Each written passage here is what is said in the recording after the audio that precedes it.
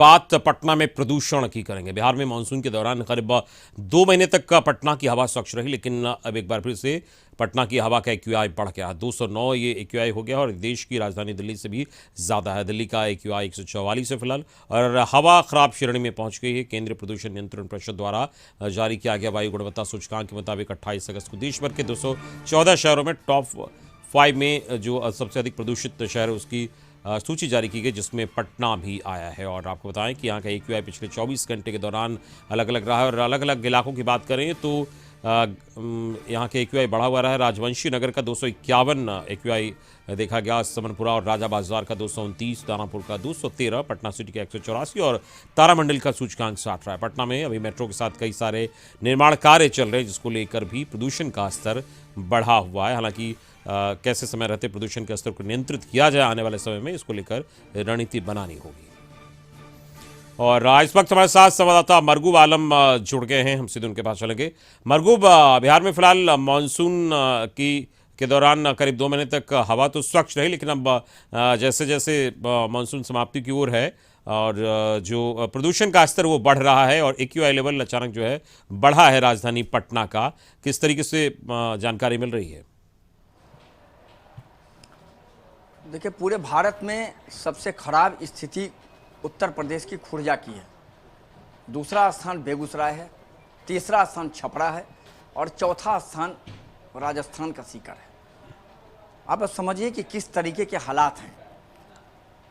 अब पटना से ज़्यादा दिल्ली से ज़्यादा अगर पटना का पोल्यूशन है तो ये सोचने की बात है और ये अपने आप में बहुत ही चिंता की बात है।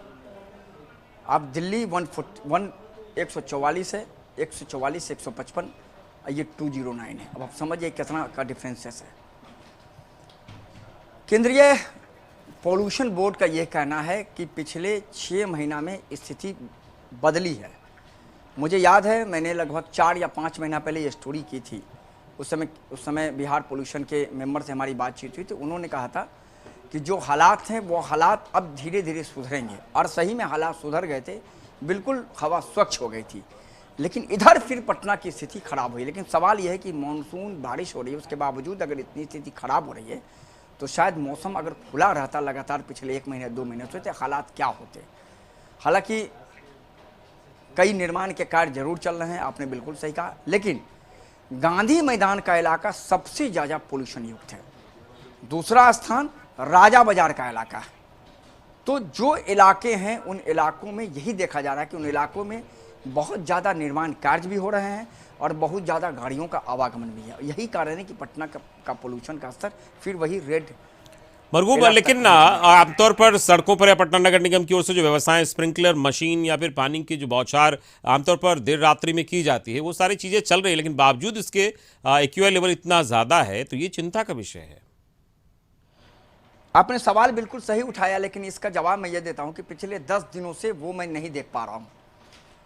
अक्सर हाँ, जब शाम में, दिन में, सुबह में, रात में जब सड़कों पर मैं निकलता था तो मैं ये देखता था कि हर स्थानों पर कह सकते हैं कि वाटर फॉल किया जा रहा है नगर निगम के गाड़ियों के द्वारा।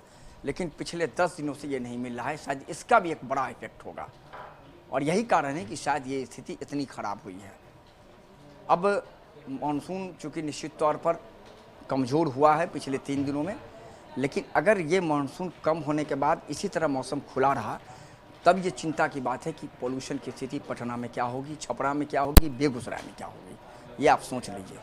बेगूसराय की हालत जब खराब है, छपरा की हालत उतनी खराब है, दिल्ली से इतनी बुरी हालत है बेगूसराय, छपरा की, पटना की, तो जब लगातार मौसम खुला रहेगा तब हालात और ख़राब होने की संभावना है। अमित, चलिए, इस पर बातचीत के लिए बहुत बहुत शुक्रिया मरगूब आलम आपका। हमारे संवाददाता मरगूब आलम बता रहे थे किस तरीके से पटना में प्रदूषण का स्तर बढ़ा है। हालांकि इसको लेकर जो उपाय लगातार किए जा रहे थे, फिलहाल जो रात्रि में स्प्रिंकलर मशीनें चल रही थी वो पिछले कुछ दिनों से नहीं दिख रही है। शायद ये भी वजह है कि हवा का जो एक्यूआई लेवल है वो इस स्तर पर पहुँच गए। कई सारे निर्माण कार्य पटना में इस वक्त हालांकि चल रहे हैं, लेकिन मौसम में इस वक्त बारिश वाले मौसम होने के बावजूद, मानसून के बावजूद अगर एक्यूआई लेवल 219 अगर पटना का है तो ये चिंता का विषय है। और आगे अगर मौसम खुला रहता है तो ये जो स्तर है और बढ़ने की संभावना जताई जा रही है।